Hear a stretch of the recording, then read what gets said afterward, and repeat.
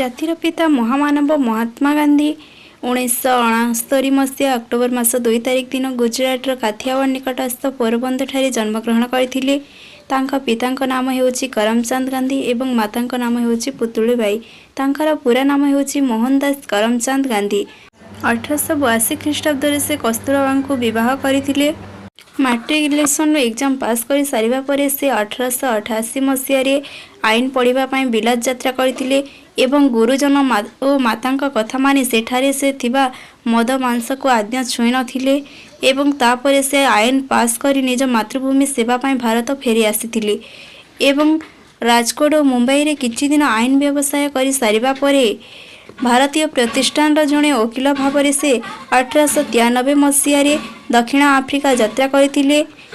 ଦକ୍ଷିଣ ଭାରତରେ ଥିବା ସମୟରେ ସେ 1894 ମସିହାରେ ନାଟାଲ ଭାରତୀୟ କଂଗ୍ରେସ ନାମକ ଏକ ରାଜନୈତିକ ଅନୁଷ୍ଠାନ ଗଠନ ଏବଂ ଶ୍ୱେତାଙ୍ଗମାନଙ୍କ ଅତ୍ୟାଚାର ସମ୍ବନ୍ଧରେ ଜନସାଧାରଣଙ୍କୁ ସଚେତନ କରାଇବା ପାଇଁ ଇଣ୍ଡିଆନ୍ ଓପିନିୟନ ନାମକ ଏକ ପତ୍ରିକା ପ୍ରକାଶ କରିଥିଲେ।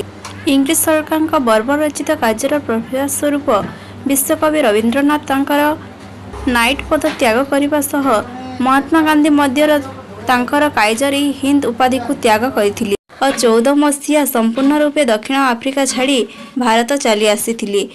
ଆସିଲା ପରେ ସାବରମତୀଠାରେ 1915 ମସିହାରେ ସତ୍ୟାଗ୍ରହ ଆଶ୍ରମ ପ୍ରତିଷ୍ଠା କରି ସେଠାରେ ସେ ନିବାସ କରିଥିଲେ। ପରେ 1921ରେ ତାଙ୍କ ଦ୍ୱାରା ସଂଗଠିତ ହେଲା ଅସହଯୋଗ ଆନ୍ଦୋଳନ। 1922ରେ କିଛି ସମୟ ତାଙ୍କୁ ଇଂରେଜ ସରକାର ବନ୍ଦୀ କରି ରଖିଲେ। ମହାତ୍ମା ଗାନ୍ଧୀଙ୍କ ରାଜନୈତିକ ଗୁରୁ ଥିଲେ ଗୋପାଳ କୃଷ୍ଣ ଗୋଖଲେ। ତାଙ୍କ ଦ୍ୱାରା ପ୍ରଥମେ ସଂଗଠିତ ରାଜନୈତିକ ଆନ୍ଦୋଳନ ହେଉଛି ଚମ୍ପାରଣ ଆନ୍ଦୋଳନ, ଯାହାକି ବିହାରର ଚମ୍ପାରଣଠାରେ ହୋଇଥିଲା। ଭାରତୀୟମାନଙ୍କ ବିରୁଦ୍ଧରେ ଇଂରେଜ ସରକାର ଲାଗୁ କରିଥିବା ଲବଣ ଆଇନକୁ ସେ ଭଗ୍ନ କରିବା ପାଇଁ 1930 ମସିହାରେ ଗୁଜରାଟର ଦାଣ୍ଡି ନାମକ ସ୍ଥାନରେ ଲବଣ ସତ୍ୟାଗ୍ରହ ଆରମ୍ଭ କରିଥିଲେ ଏବଂ ସେଥିରେ ଭାରତର ବହୁ ସଂଖ୍ୟକ ନରନାରୀ ଯୋଗ ଦେଇ ତାକୁ ସମ୍ପୂର୍ଣ୍ଣ କରିଥିଲେ। ଲବଣ ସତ୍ୟାଗ୍ରହ ସମୟରେ ଇଂରେଜ ସୈନ୍ୟମାନେ ବହୁତ ପ୍ରକାର ଚେଷ୍ଟା କରିଥିଲେ ଲବଣ ସତ୍ୟାଗ୍ରହକୁ ଅଟକାଇବା ପାଇଁ, କିନ୍ତୁ ପରିଶେଷରେ ସେମାନେ ହାର ମାନି ଯାଇଥିଲେ। ତାପରେ ସେ 1942ରେ ଭାରତ ଛାଡ଼ ଆନ୍ଦୋଳନ କରିଥିଲେ ଏବଂ ଏପରି ବହୁ ଲହୁଲୁହାଣ ଏବଂ ସଂଘର୍ଷ ଦ୍ୱାରା ଆମେ ସ୍ୱାଧୀନତା ହାସଲ କରିପାରିଛୁ। ପରିଶେଷରେ 1947 ମସିହା ଅଗଷ୍ଟ ମାସ 15 ତାରିଖ ଦିନ ଆମ ଭାରତବର୍ଷ ସ୍ୱାଧୀନତା ହୋଇଥିଲା।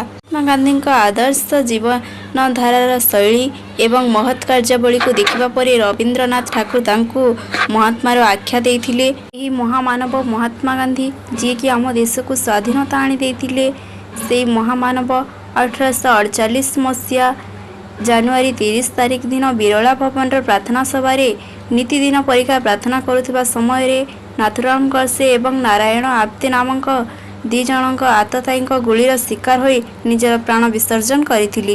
ମହାତ୍ମା ଗାନ୍ଧୀ ସତ୍ୟ, ଅହିଂସା, ତ୍ୟାଗ, ଦେଶପ୍ରେମ ଏବଂ ମାନବ ସେବା ଏହିସବୁ ପାଇଁ ସର୍ବଦା ଯୁଗେ ଯୁଗେ ଅମର ହୋଇ ରହିଥିବେ।